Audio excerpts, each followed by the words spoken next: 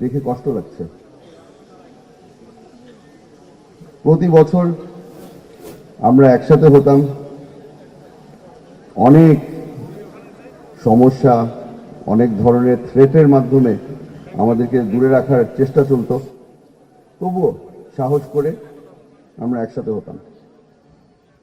প্রতি বছর তুলি আপার ভিডিওগুলি দেখানো হতো, এই যে ছোট ছোট সন্তানরা কাঁদছে বাবার জন্য, এগুলো দেখে আমরা সকলেই একসাথে বসে হাত ধরে কাঁদতাম। আজকে সকাল সকাল ঘুম থেকে উঠেছিলাম এখানে আসার জন্য, সকাল সকাল চোখে পানি চলে আসলো। গত বছর আমার এক ছোট বোন এখানে, সে আমাকে বলেছিল যে তার সামনে পরীক্ষা আসছে, ইনশাল্লাহ উনি ভালো করবেন, আমার থেকে দোয়া চেয়েছিলেন। আজকে দেখা হলো, সে আমাকে বলল হাসি মুখে গোল্ডেন এ পেয়েছে সে, আলহামদুলিল্লাহ। কিন্তু মুখের হাসিটা আরো বড় হয়ে গেল, আরো ফুটে উঠল, কারণ সে আমাকে বলল 3 দিনের মাথায় তারেক চাচ্চু তার জন্য গিফট পাঠিয়েছিল।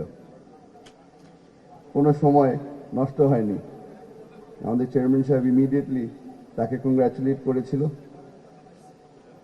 এই আন্তরিকতাটাই আমরা ধরে রাখতে চেষ্টা করেছি, একজন আরেকজনের হাত ধরে এখান পর্যন্ত এসেছি। আপনাদের সকলের সহযোগিতা যদি আমরা না পেতাম তাহলে হয়তো অনেক আগেই আমরা ভেঙে পড়তাম। বাংলাদেশ জাতীয়তাবাদী দল যখন আমাদের পাশে এসে দাঁড়ালো, একটা নতুন শক্তি পেয়েছিলাম আমরা। এখন এখানে দাঁড়িয়ে আছি বিশাল একটা শক্তি নিয়ে।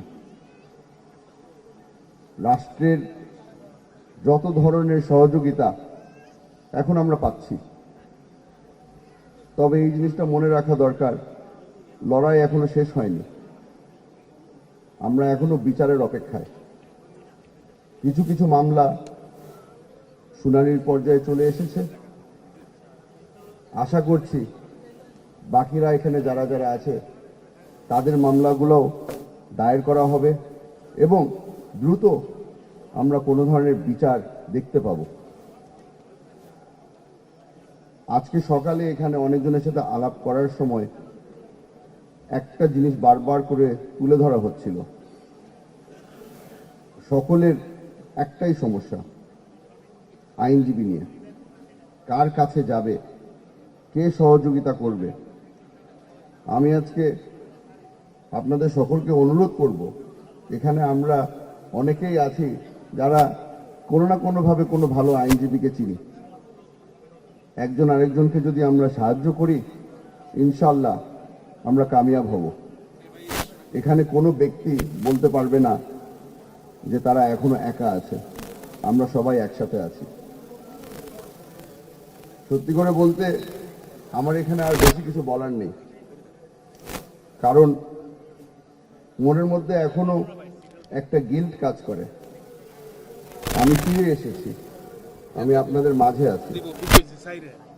এখনো অনেকেই এখানে আছে যারা অপেক্ষা করছে তাদের স্বজনদের জন্য। আমি আপনাদের সকলকে অনুরোধ করব তাদের জন্য দোয়া করবেন। আমরা যারা ফিরে এসেছি আমাদের একটা দায়িত্ব রয়ে গেছে, আপনাদের পাশে থাকা এবং আপনাদের সাহায্য করা। এই লড়াইয়ের মধ্যে বাংলাদেশ জাতীয়তাবাদী দল সবসময় আপনাদের পাশে থাকবে। আমরা এখানে মঞ্চে যারা আছি আমরা সবসময় আপনাদের পাশে থাকব। আমার বক্তব্য এখানেই শেষ করলাম। আসসালামু আলাইকুম।